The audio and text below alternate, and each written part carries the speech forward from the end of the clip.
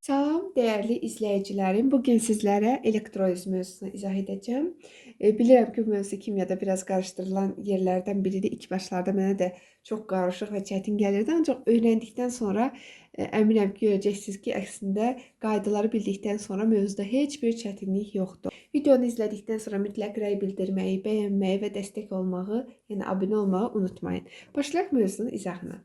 İndi öyrənək görək elektroliz hansı maddələr üçün xarakterikdir. Ümumiyyətlə elektroliz prosesi elektrik cərəyanının kimyəvi reaksiyaya səbəb olması prosesi. Yəni elektrolizdə elektrik cərəyanını keçirdikdə elektrik enerjisi kimyəvi enerjiyə çevrilir və elektroliz elektrolit məhlullarında və ya ərintilərində baş verir. Elektrolitlər nə idi? Dissosiasiya ilə xatırlasaq, elektrik cərəyanını keçirən maddələrdir. Yəni onlardan elektrik cərəyanını keçirdikdə bu maddələr iyonlara ayrılır.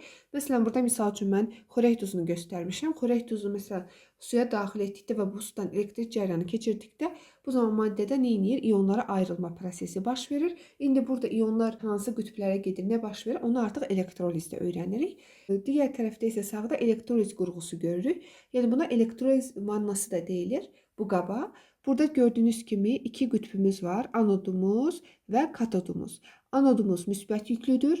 Katodumuz isə mənfi yüklüdür. Deməli, və eyni zamanda elektrolizdə biz əvvəlki mövzu olan oksidaşma reduksiyadan anion, kation, oksidaşma reduksiya nədir? Bunu tam şəkildə bilməliyik. Düzdür, anion, kationu artıq biz atomda bilirik. Artıq oksidaşma reduksiyaya gəldikdə deməli biz bilirik ki, oksidaşma nədir, reduksiya nədir? Burada isə son olaraq bunların toplamından prosesi öyrənmiş oluruq. Anion, kation, anod, katod nədir? Ona yenidən birlikdə baxsaq. Deməli, anion nədir? Anionumuz bizim mənfi yüklü hissəciyimizdir. Kationumuz isə müsbət yüklü hissəciklərimizdir. Məsələn, natrium müsbət kimi, kalium müsbət kimi, yəni müsbət yüklü bütün maddələr kationdur.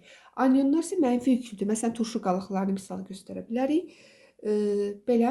Burada da gördüyünüz kimi bayaq dedik ki, gördüyünüz ki, elektrod var. Katod, anod. Katod mənfi yüklüdür.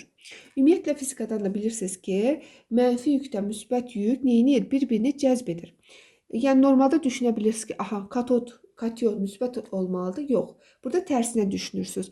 Burada artıq düşünürsünüz ki, katyondursa müsbətdir, mənfi qütb olan katoda gedəcək. Anionumuzsa mənfidir. Anod demək ki, müsbətdir ki, anionumuz müsbətə doğru gedir. Yəni əks şəkildə düşünəcəksiniz. Deməli, kation dedik müsbətdir, katoda gedəcək. Baxın, bunu bir market kimi, doğru şəkildə istəsəniz, market kimi düşünün. Katoddur, burada mənfi yük satılır. Kationda nə ehtiyacı var? Elektrona ehtiyacı var, mənfiləşmə ehtiyacı var. Ona görə gələcək katoda buradan elektron alacaq. Aha, biz elektron alma prosesinə nə demişdik? Reduksiya. Elektron alma reduksiyadır. Və elektron alan maddə oksidləşdirici olur. Oksidləşdirici olur. Burada deməli öyrəndik ki, katodda reduksiya baş verdi. Burada iyonlar elektron aldılar. Aha, anion isə mənfidir. Anion mənfidir. Onun zaten mənfisi var. Neyinəmək istəyir? Müsbətləşmək istəyirsə bu səfər müsbətə gedir, anoda gedir. Oradan neyinir? Elektronlarını verir anoda. Elektron vermə prosesində biz nə demişdik? Oksidləşmə. Yəni anion burada reduksiyacı rolda çıxış edəcək. Aha, ümumiləşdirsəniz, kation katoda gedərək elektron alacaq, anion anoda gedərək elektron verəcək. Bu proseslərdə birinə reduksiya dedik. Deməli, elektron vermə prosesini isə oksidləşmə. Yəni siz bunları əvvəldən artıq tam şəkildə mənimsəməlisiniz. Burada bir daha təkrarladıq. İndi mən bunu sizə videolu şəkildə göstərsəm, görəcəksiniz ki, elektrik cərəyanı verdiyimiz zaman anodda oksidləşmə getdi, katodda reduksiya getdi. Yəni müsbətlər mənfiyə, mənfilər müsbətə gedəcək. Bu belə. Aha, indi keçsək anodda güc sırası və katodda güc sırasına baxmağa. Yəni güc sırası nə deməkdir? Hansı daha tez oksidləşir? Baxın, sıranın başında duran belə deyək də, kükürdümüz digərlərindən daha tez oksidləşir. Yəni kükürd yoxdursa yod, yoxdursa brom. Yəni hər biri digərindən daha tez oksidləşir. Bu sıranı necə rahat yadda saxlaya bilərsiniz?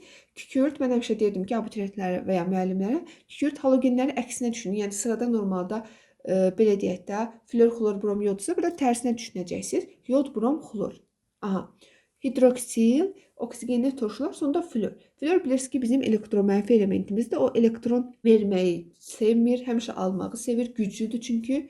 Ona görə də o sıranın ən sonuna qalır. Həmişə. Ona görə biz onun oksigenli turşlarını və belə deyək də, məsələn, florid duzlarını görəcəyik. Onlarda heç vaxt florun çıxdığını görməyəcəksiniz. Orada həmişə biz görəcəyik ki, hidroksil ionu burada prosesdə iştirak edəcək. Aha, katodda güc sırası dedikdə isə katodda güc sırası nə deməkdir? Yəni burada biz pasiv belə deyək də metallar daha güclü deyil də daha tez reduksiya olunduğunu görəcəyik. Yəni normalda bilirsiniz ki, litiumdan başlayırıq, hidrogen, sonra pasiv metallar. Ancaq burada yəni belə deyək də hansı daha tez reduksiya olunur deyəndə pasivi götürəcəksiniz. Yəni passivlər burada daha çox elektron almağa həvəslidirlər. Belə. Yəni məsələn bu testlərdə necə düşür, onu sizə göstərmək istəyirəm. Məsələn, sizə verir ki, tutaq ki, nə verə bilər? Məsələn, tutaq ki, verə bilər natrium xlorid. Bir də tutaq ki, dəmir 2 sulfat olsun tutaq ki. Sizdən soruşa bilər ki, bunlarda bu iki maddədən hansı daha tez metallardan hansı daha tez reduksiya olunar? Siz yenə pasivi birinci götürəcəksiniz. Yəni natriumdan daha passivdir ferrum. Ferrum birinci çıxacaq, sonra natrium, sonra anion cəhətdən də soruşa bilər ki, hansının anionu daha tez oksidləşir? Siz də baxırsınız ki, aha, xlor ən öndə idi. Aha, birinci xlor, sonra SO4. Belə. Və əgər suda məhlulundan da söhbət gedirsə, artıq biz burada məsələn xlor SO4-ün yerinə hidroksilin ionunu götürəcəyik biz burada. Hidroksilin ionu da nədir? Yəni ki, oksigen qazı şəklində ayrıldığı üçün xlor və oksigen qazı ayrılır deyə burada düşünəcəyik. Belə və bunu başqa bir şəkildə də baxsaq, burada yenə metallardır, aktiv, orta aktiv, pasiv. Biz ümumiləşdirsək, yəni aktiv metalların elektrolizində suda məhlullarından burada söhbət gedəcək. Suda məhlullarında biz heç zaman bu metal, litium, natrium, kalium, kalsium, maqnezium, alüminiumun suda məhlulunda biz heç zaman metal görməyəcəyik. Bunlarda sadəcə hidrogen belə deyək, prosesdə görəcək hidrogen qazı alınır. Yəni su reduksiya olunur. Su reduksiya olunur, yəni hidrogen qazı ayrılır deməkdir. Bəzən testlərdə olur. Hansında su oksidləşir? Su oksidləşir, oksigen qazı ayrılması deməkdir. Yəni tərcümə belə deyək də kimyacada anlatsaq, bəzi şeylərin belə tərcüməsi deyəcək loru şəkildə. Orta aktiv metallarda isə bunlarda həm hidrogen, həm orta aktiv metal. Yəni ortası deyə aklınızda saxlayın. Pasiv metallarda isə onlar hidrogendən sonra deyil, hidrogenə imkan verirlər. Deyirlər ki, biz burada reduksiya olunacağıq. Ona görə pasiv metalların o elektrolizində, suda məhlullarının elektrolizində siz sadəcə onların özlərini görəcəksiniz. Burada hidrogen falan heç bir şey yoxdur. Ümid edirəm ki, bura qədər aydın oldu bəzi məqamlar. İndi isə keçək bir-bir ərinti və suda məhlul şəkildə elektrolizi öyrənməyə. Aha, indi isə elektrolizin növləri ilə tanış olaq. Elektroliz ümumiyyətlə iki mühitdə baş verə bilir. Bir ərinti, yəni susuz mühit, digəri isə sulu məhluldur. Ərintidə heç bir halda suyun HOH ionları iştirak etmir. Sadəcə maddənin öz ionları olur. Məsələn, natrium xlordursa, burada sadəcə natrium öz ionlarına parçalanır. O şəkildə natrium və xlor qazı əmələ gəlir. İndi bunu irəli olan slaytda daha geniş izah edəcəm. Suda məhlulda isə mütləq ki, əlavə etdiyiniz duzun ionlarla yanaşı suyun HOH ionları da belə deyək, prosesə daxil olur. Buna görə də bir qədər vəziyyət fərqli gedir. İndi ərintidə elektroliz prosesinə baxaq. Ümumiyyətlə məktəb kursunda oksigenli duzların belə deyək ki, ərintisinin elektrolizi öyrənilmir. Sadəcə oksigensiz duzlar və qələvələri biz öyrənirik. Burada deməli duzlarda necədir? Mütləq elektrolit olmalıdır. Yəni həll olan duz olmalıdır. Elektrik cərəyanını keçirə bilən maddə olmalıdır. Bu maddələr oksigensiz duzlarda söhbət gedir. Elektroliz etdikdə elə bilin ki, fikrinizi iki yerə bölürük də. Məsələn, metal, qeyri-metal hissəyə ayrılır.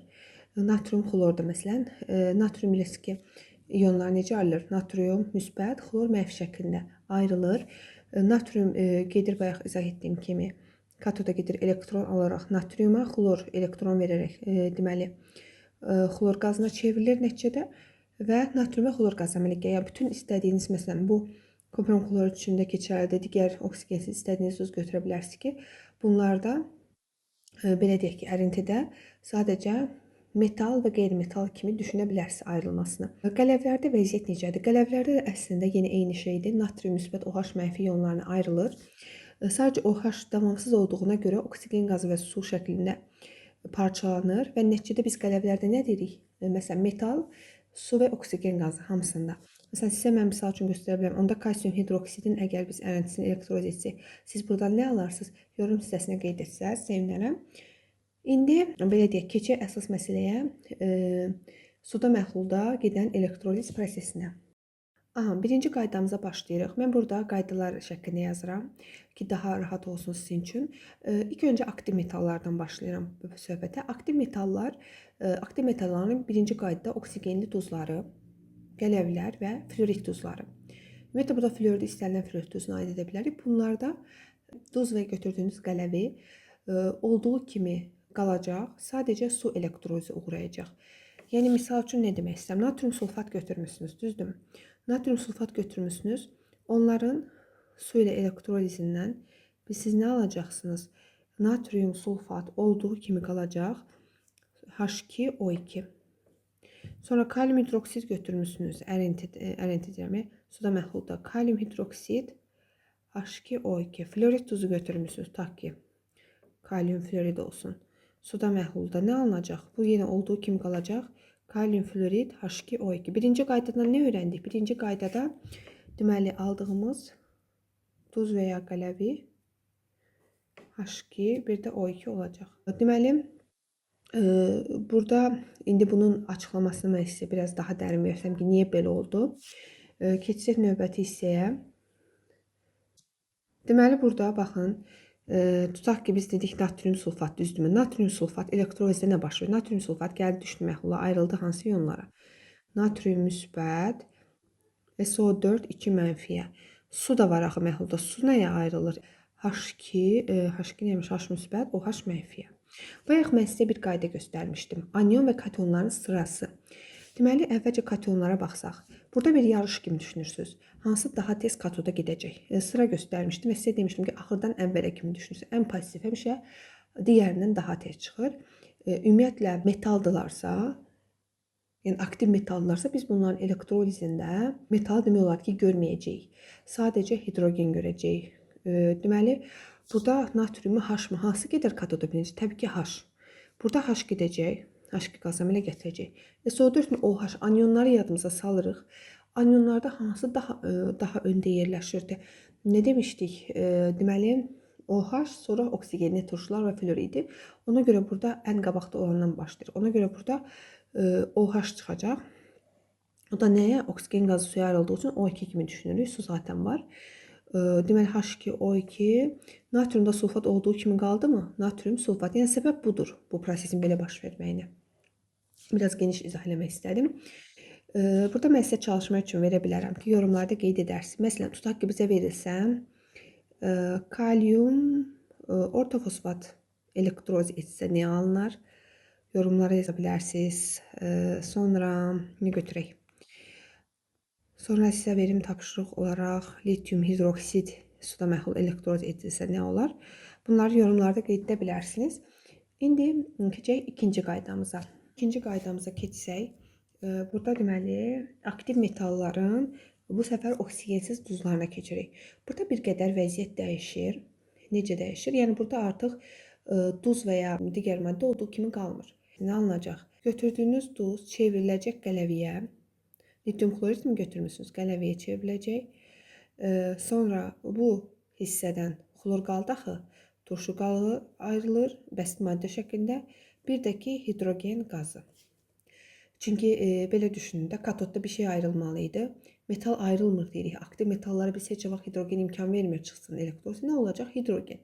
Ona görə litium hidroksid, H2 xlor kimi bunu yadda saxlamaq üçün daha rahat bir variant demişdim tələbələrmə ki, belə düşünün ki, bunun turşu qoluğu nədir? H-xlor, o da ki, H2 xlor 2 kimi düşünə bilərsiniz. Digər hansı maddə düşünə bilərik? Burada da yəni səbəbə baxmaq istəsəz, burada da məsələn litium ayrıldı, xlor ayrıldı, litium müsbət, xlor mənfi, H müsbət, OH mənfi. Yenə elektrozda nə baş verir? Litiummu, H-mı yenə H çıxacaq H2 qaz şəklində, xlormu, OH-mı? Bu səfər xlor mu, OH-mı sırada hansı öndə idi? Biz kükürt, sonra halogenlər tərsinə demişdik. Xlor OH-dan daha öndə olduğu üçün xlor qazı bu səfər çıxır. Sonra litiumla da OH birləşir, litium hidroksid. Yəni əslində bu anion və kationların sırası bizim üçün çox önəmlidir burada. Onu bildinizmi? Heç bu qaydaları bilmədən belə necə deyim, elektrozu tam şəkildə mənimsəyə bilərsiniz. Mən burada sizə başqa tapşırıq verəcəm, yəni sizin üçün. Məsələn, alüminium xlordu yaza bilərsiniz. Sonra hansı duzumuzu götürək, oksigensiz duzumuz olsun. Məsələn, natrium sulfid. Onları yorum yerinə qeyd etsəz ki, nə alınır, çox şad olaram. Keçək üçüncü qaydamıza. Bu qaydamız çox rahat idi. Üçüncü qaydamızda artıq keçirik orta aktiv metallar.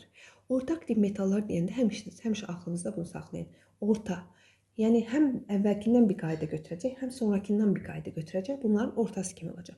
Orta aktiv metallar, məsələn, burada misal üçün, təbii ki, qələvi torpaqlardan maqnisium, alüminiumdan sonra yerləşən metallar ta ki hidrogenə qədər orta aktiv hesab olunur.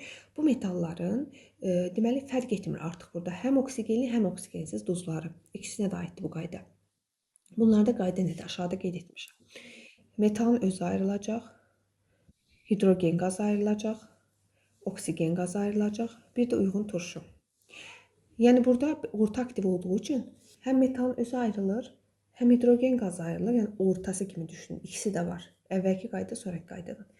Sonra oksigen qazı var və turşu var. Məsələn, aşağıda nikel sulfatı göstərmiş. Nikel sulfat orta aktivdir. Aha, nə ayrılacaq? Nikelin özü, yanında bir hidrogen, turşumuz sulfat turşusu olduğu üçün H2SO4, bir də oksigen qazı. Yəni bunlar orta aktiv olduqları üçün belə deyək də, hidrogen bunları artıq tam belə deyək də üstünlük təşkil edə bilmir artıq. Həm onlar ayrılır, hidrogen ayrılır, oksigen, turşu. Yadınızda necə saxlaya bilərsiniz? H2O-nun parçalanması kimi düşünün. H2O2 var. Metal var, turşu qalır. Yəni elə bilin ki, duz da, turşu, su da ikisi də parçalanır və bunların parçalanmasından nə alınırsa onu yazırsınız. Belə də düşünə bilərsiniz. Deməli, başqa burada sizə tapşırıq olaraq nə verə bilərəm? Yenə dəmirin duzlarından götürə bilərsiniz. Dəmirin sulfat duzlarını 2-3 fərqi yoxdur. Əsas o çöküntü olmasın. Bu ümumiyyətlə elektroliz, dissosiasiya, hidrolizdə çöküntü götürməməz. Dəmir 2 sulfat götürürsünüz. Bunu elektroliz edəcəksiniz suda məhlulunu. Sonra burada oksigensiz də olar, fərqi yoxdur. Məsələn, sink sulfit var. Bunun deməli suda məhlulun elektrolizini yorumlarda qeyd etsəz, şad olarım ki, nə aldınız suda məhlul. Deməli, bu üçüncü qaydamız. Keçdik dördüncü qaydamıza. Dördüncü qayda artıq pasiv metallara məxsusdur. Ümumiyyətlə, əvvəlcədən qeyd etdim ki, pasiv metallarda oksigenli və oksigensiz olmaqla iki yerə bölürsünüz burada da. Amma oksigensizlərdə qayda nədir? Baxın, oksigensizlərdə çox rahatdır. Ərintidə nə idisə odur. Yəni, belə deyək ki, pasiv metallar bildiyinizdə kuprum, civə, argentium, platin, qızıl. Bunların, belə deyək ki, duzları ərintidə necə idisə elə və su olduğu kimi çıxır. Məsələn, necə ki, bayaq dediyim, məsələn, iki qaydadakı duz və qələvə olduğu kimi qalır. Bunlarda da su olduğu kimi qalır. Metal özü prosesdə iştirak edir. Məsələn, kuprum xloriddirsə, ərintidə nə idi? Kuprum, xlor qazı və su. Bunlarda da qayda budur. Sadəcə su ümumiyyətlə prosesdə iştirak etməyəcək. Ərintidə nədirsə, suda da odur. Oksigenli duzlarında nədir? Oksigenli duzlarında bayaq qaydadan yadınıza salaq. Bunlar artıq katodda hidrogeni heç imkan vermirlər. Çünki hidrogeni sonra yerləşdikləri üçün onlar birinci katodda elektron alırlar. Yəni reduksiya olunurlar. Yəni biz pasiv metallarda siz heç vaxt hidrogen görməyəcəksiniz. Çünki hidrogenə imkan vermirlər. Elektrolizdə sadəcə metal olacaq. Turşu qalığı olacaq. Turşu qalığı yəni turşu şəklində olacaq. Bir də oksigen qazı. Yəni əvvəlki necə ki, orta aktiv metallarda elə bilin ki, hidrogen çıxılmış versiyasıdır bu. Yəni üçüncü qaydanın hidrogen olmayan versiyasıdır.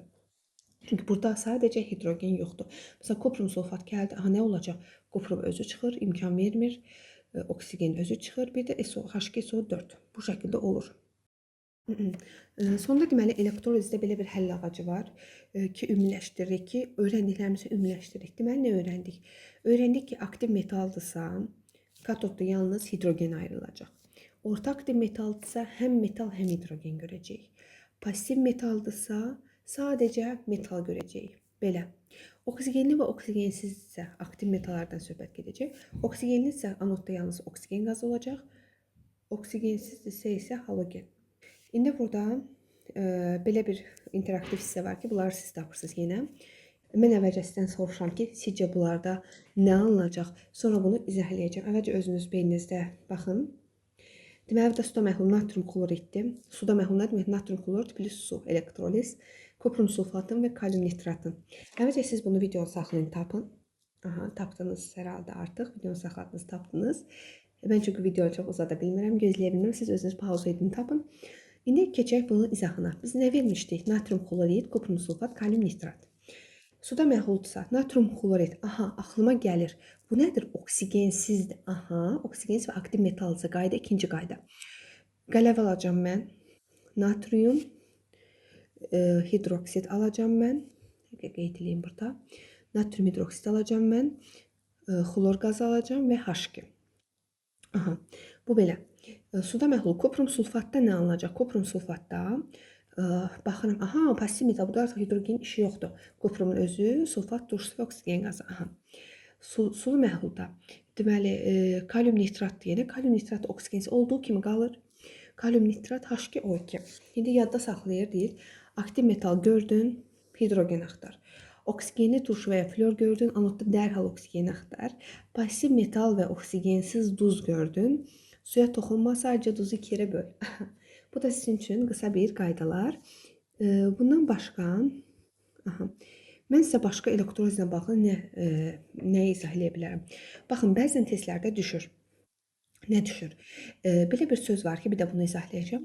Nə zaman duzun kütləsi, məhlulun kütləsi artır, məhlulun kütləsi azalır və ya duzun kütlə payı artır, duzun kütlə payı azalır. Baxın, məsələn, kalium nitratda nə baş verdi? Kalium nitratda sadəcə su elektrolizi uğradı. Məhlulda da bilirsiniz ki, su nə qədər gedirsə, məhlulun qatılığı o qədər artır. Çünki məhlul iki hissədən ibarətdir. Həll olan maddə və su. Maddə də məhlula qatılıq verən hissə, yəni burada duz olur. Yəni həll olan maddə nədirsə, o məhlula qatılıq verir. Burada da dolayısıyla su getdikcə, çünki kalium nitratda nə baş verdi? Kalium nitrat olduğu kimi qaldı, su elektroliz uğradı, getdi. Ona görə də məsələn, sizdən əgər soruşsa ki, nə zaman duzun kütlə payı artır, siz elektrolizdə bu tip duzlar Axtarırsınız. yəni duz və qələvi olduğu kimi qalan birinci qaydanı, aktiv metalların oksigenli duzlarını, qələvilərini və flortləri də axtara bilərsiniz. Azalır deyirsə, duz nə zaman parçalanırsa onu götürəcəksiniz zaten. O da digər artıq digər qaydalar götürə bilərsiniz. Sadəcə bir dənə kütlə payı artır, bu hissədə olur. Elektrolizlə bağlı izahlarım bura qədər idi. Əgər belə dərs izahlarımız üçün maraqlısı, mütləq yorum yerində fikirlərinizi bildirin. Çünki onlar mənim üçün çox dəyərlidir. Və başqa hansı mövzunu bu şəkildə izahını istəyirsinizsə, mütləq rəylərə yazmağı unutmayın. Əgər elektrolizin testlərini izah etməyimi istəyirsinizsə, mütləq rəylərə onu da bildirin. Biraz çox şey istədim sizdən. Neysə, belə ümid edirəm ki, izahımdan sonra artıq elektroliz asanat gəldi. Aha, belə artıq bu mövzunu burada yekunlaşdırıram. Əgər bu mövzunun testlərini də istəyirsinizsə, topludan və ya digər yerdə mütləq rəylərə bildirin. Və dərs izahları sizin üçün maraqlıdırsa, onlar da yazın. Ümumiyyətlə fikirlərinizi bildirsəniz mənə çox xoş olar. Onlar mənə çox motivasiya edir və onları oxumağı çox sevirəm. İzlədikdən sonra mütləq bəyənin, abunə olun və dəstəkləyin ki, videom daha çox insanın qarşısına çıxsın və faydalansın. İzlədiyiniz üçün təşəkkür edirəm. Sağ olun.